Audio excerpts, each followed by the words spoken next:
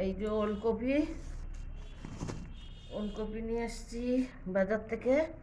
আর এই যে লঙ্কা, এই যে আদা, লেবু, রসুন, এই যে টমেটো, আর এই যে হচ্ছে মটর শাক। এটা মটর শাক। আর এই যে হচ্ছে ছুলার শাক। এই যে, আর এটা হচ্ছে ধনেপাতা। আর এইটা হচ্ছে পালং শাক। পালং শাক। এটা হচ্ছে পাটালি। এইটা হচ্ছে ফুল। আর এই যে পেঁয়াজ, আর এই যে ফুলকপি। এই যে ফুলকপি।